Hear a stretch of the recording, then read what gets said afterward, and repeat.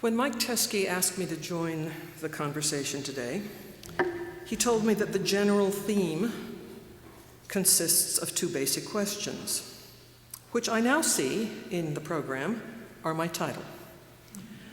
Number one, how do you define read? And number two, how does read define you? Well, that's more than a little daunting. So I asked several people how I might tackle such an assignment. I hope that we readies never think we know so much that we can't ask for advice. And after thinking about it all, suddenly in the shower this morning, always my best thinking time, I got an idea. In my work for the Committee on Fellowships and Awards, I give a lot of advice about how to write personal statements. So I thought, I'll just write my own personal statement. It will be personal, but at the same time I'll try to touch on the themes announced for today, teaching and learning. One reason I was asked to do this job is that I've had a very long association with the college. I've been here for all but 10 of the last 50 years. That was really scary to notice that. And another is that I very possibly had more different relationships with Reed than anyone else. I'll touch on them as I go along. First, prospective student. Once I learned about Reed, my decision to come here was simple. I was a Stanford faculty kid and wanted a school that was very strong academically, but not Stanford. I wanted a small school on the West Coast. The country seemed bigger then, and I'd never been on an airplane. I wanted coeducation and no fraternities or sororities. And as a good Northern California girl, I didn't want to go to LA. What was left? Reed. I arrived here as a potential chemistry major, and in spite of some struggles with the first semester course taught by my future husband, John Hancock, stuck with it. As I've thought about it in the last week, I've decided that the most inspiring teachers I had while I was a student at Reed were three.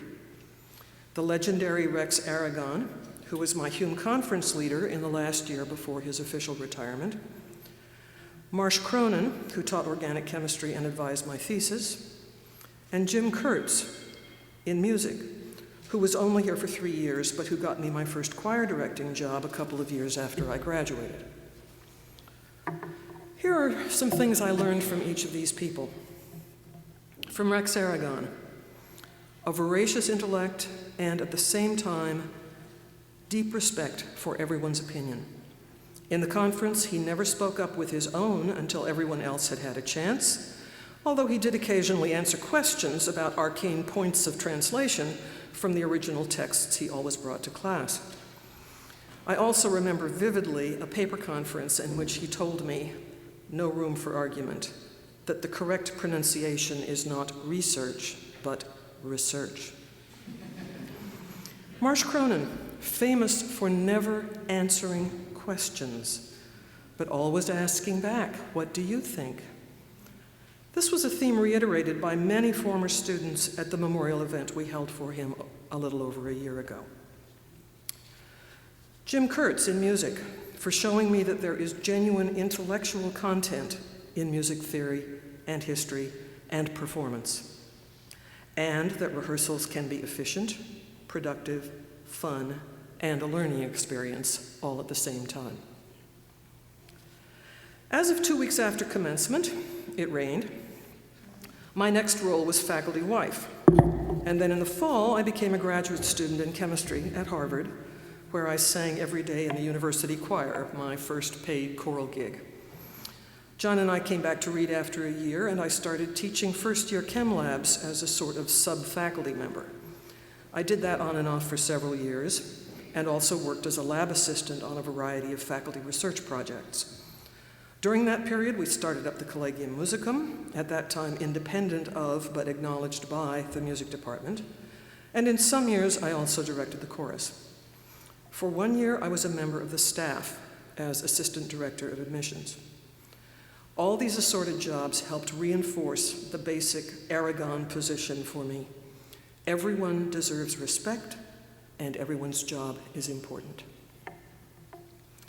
After a year we spent in London, where I took voice lessons for the first time and sang with several excellent choirs, I decided to head for a doctorate in music history with the aim of teaching at the college level.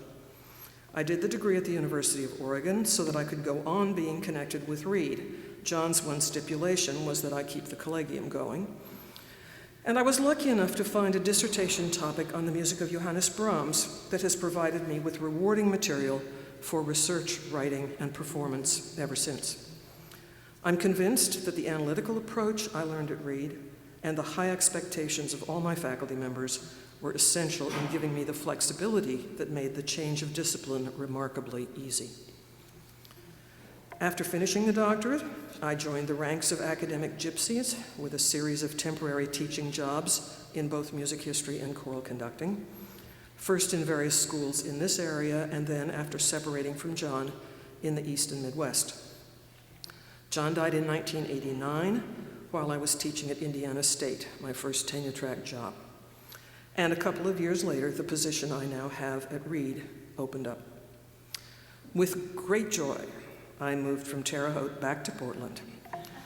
Better climate, better landscape, better students, better salary, better everything. So at last, to my surprise, I became a full-fledged faculty member at Reed. Here are a few things I think I've learned in this role, and teachers never stop learning, that are colored by the experience I gained teaching elsewhere. Reedies are fun to teach because they wonder about things. Presumably they're already this way before they come, or they wouldn't be here. But the fact that they ask interesting and off-the-wall questions makes teaching fun.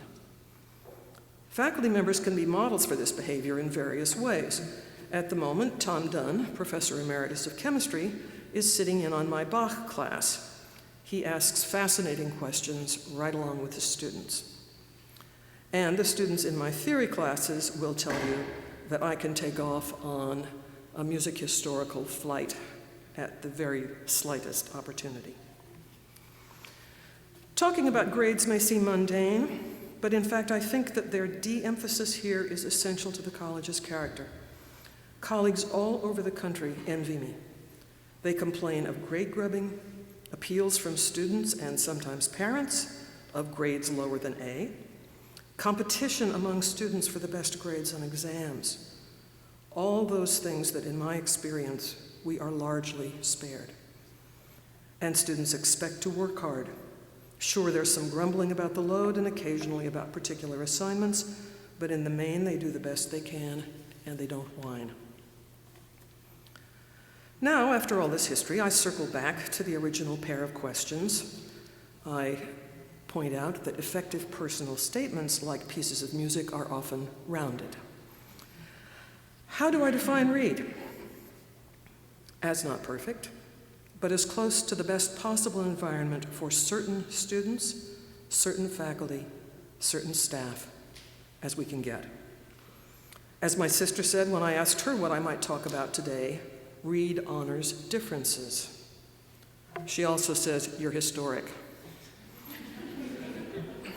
I certainly can't imagine a better place for me. And how does Reed define me? Not in everything about me, I hope, but in all the ways I've mentioned. As far as I now know, I have only a couple of roles left to play. At some undefined future time, Professor Emerita, and at some, I hope, far distant future time, alumna deceased.